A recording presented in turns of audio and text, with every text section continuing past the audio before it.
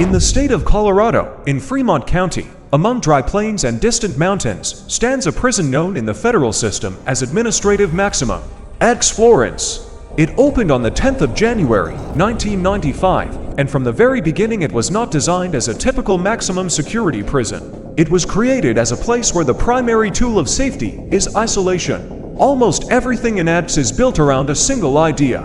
A person must not have the opportunity to get close to another person.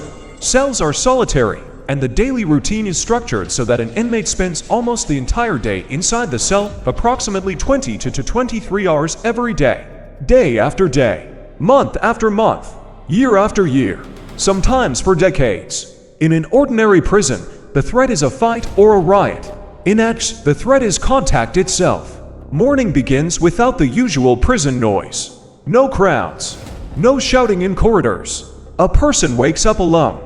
The cell is a small world of concrete and metal. Everything is designed to remove unnecessary details and reduce risk. The fewest objects possible, the fewest opportunities to dismantle, hide, or turn something into a weapon. The space is built not to adapt to a person, but to remain unchanged at all times. Clothing is standard prison issue. No belts, no extra details, nothing that can be torn, twisted, hidden, or repurposed.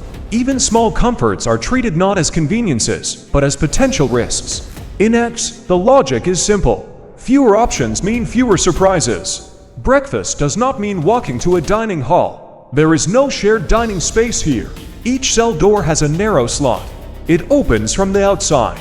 A plastic tray is pushed through. There is no contact, no eye contact, no handshakes, no ordinary words. The slot opens. The tray enters. The slot closes. Later, the tray is removed the same way. And if you try to imagine how this sounds from the inside, the conversation would be brief. Not an interview for the camera, but short sentences breaking through metal and rules. How much time do you spend in your cell? Almost all the time. What does breakfast look like? The sound of the slot, plastic, and silence. Do you see other people? Not the way you think. I hear them. Sometimes. Do you ever touch anyone? No. What is the hardest part? Realizing that even a normal day is impossible here. After eating, the longest part of the day begins, the part that takes up almost all of life in ADX. In normal life, a day is divided into events. Meetings, movement, conversations, work. In ADX, a day is divided into hours that must be endured. Some inmates read, if they are able to, and if it is permitted. Some write letters. Some study, if they have access to materials. Many cling to routine, because routine is the only thing that keeps the mind from falling apart. How do you fill the time? If I do not fill it, it fills me. With what? Counting, reading, walking from wall to wall, doing the same thing so the day does not collapse. Can you just lie down and do nothing? I can.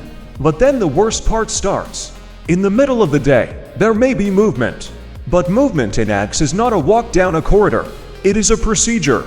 An inmate is escorted in a way that prevents any encounter with others. Corridors are cleared in advance. Conditions are designed to eliminate randomness. For the system, the route does not matter. What matters is that nothing unexpected can happen. When they take you out, what do you feel? That I am not walking. I am being moved. Do you see other inmates? No. That is intentional. Why? Because even a look can be a signal. Exercise, when it happens, is also not exercise in the human sense. It is not a yard with grass or trees. It is a separate concrete enclosure, designed so a person can move, but remain alone and unable to interact with anyone else. Above, there is sky. Nothing more. Air exists. Freedom does not. Does exercise help? Sometimes. Why only sometimes? Because it is still a box. Just without a roof. What do you do there? I walk. I look up. I try to remember what normal life looks like. And what does it look like? I do not remember. Lunch and dinner follow the same routine as breakfast. A tray through the slot. No contact. No shared space. The day does not open up. It does not change rhythm. It moves in a circle. When nearly every hour passes in the same place, time stops feeling like movement and becomes wait. Visits are possible, but usually without physical contact. Even meeting a loved one is treated as a controlled procedure. In an ordinary prison, a visit can restore a sense of humanity. In X, a visit is another regulated event, allowed only to the extent that it does not threaten security. Does anyone write to you? Sometimes. Does it help? Yes. While I am reading, I exist. And after the paper ends, the concrete stays. ADX Florence is also known for who has been held there. People the government classified as maximum threats. Those convicted of terrorism, leaders of criminal networks, spies, organizers of severe crimes. When famous names are mentioned, it can seem that this is the meaning of X. But the true effect of X is not in the names. It is in the silence.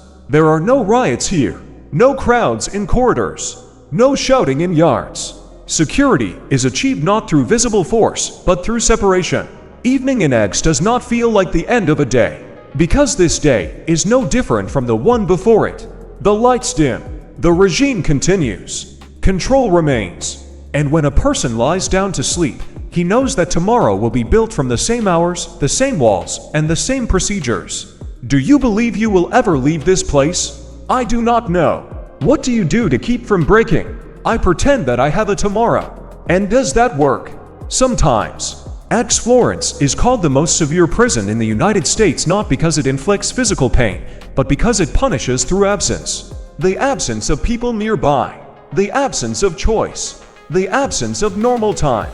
In a regular prison, a person struggles with danger around him. Here, he struggles with what happens inside his own mind. This is not a story about riots. It is a story about a system that prevents violence by turning a person into a single, isolated point, cut off from all connections.